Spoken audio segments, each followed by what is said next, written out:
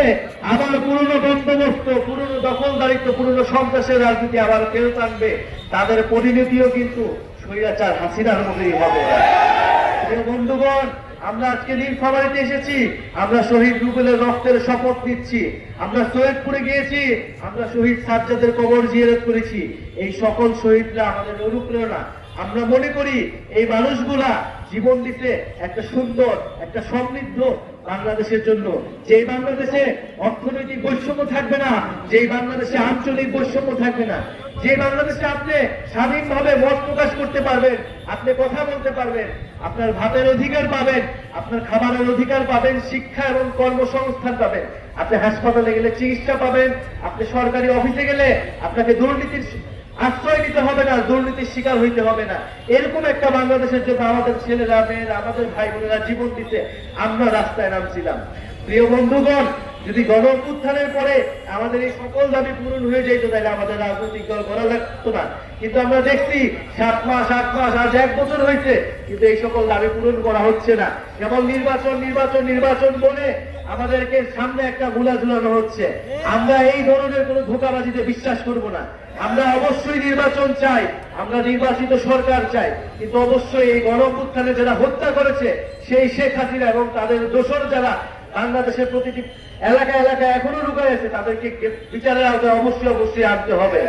শেখ হাসিনাকে দেশে এনে বিচারের আওতায় আনতে হবে।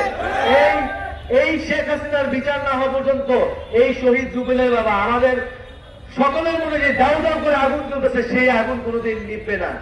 প্রিয় বন্ধুগণ, আমরা বলছি মৌলিক সংস্কার হইতে হবে রাষ্ট্রের, সংস্কারের মধ্য দিয়ে নির্বাচনের দিকে যাইতে হবে। আমরা আরো বলছি বাংলাদেশে একটা নতুন সংবিধান লাগবে। যে আওয়ামী লীগের সংবিধান, যে মুজিববাদের সংবিধান, সেই সংবিধানকে ছুঁড়ে ফেলে দিতে হবে।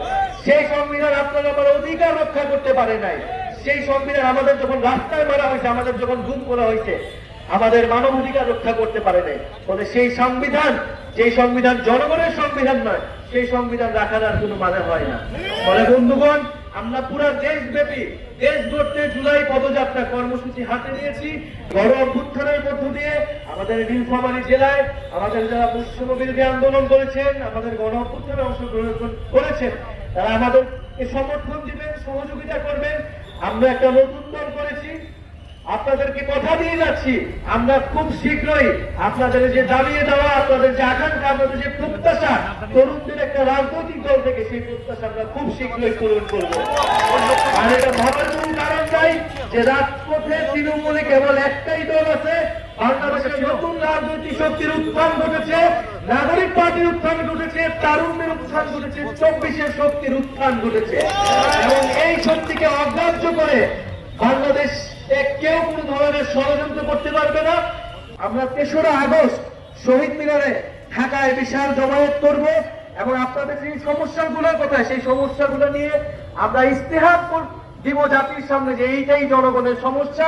এই সমস্যা সমাধানের জন্য জাতীয় নাগরিক পার্টি নাগরিকের মর্যাদা, ধর্ম বর্ণ নির্বিশেষে আপনাদের সকল অধিকার, দায় দরদ এবং বৈষম্যহীন বাংলাদেশ গড়বে, এই প্রতিশ্রুতি আপনাদেরকে দিয়ে যাচ্ছি।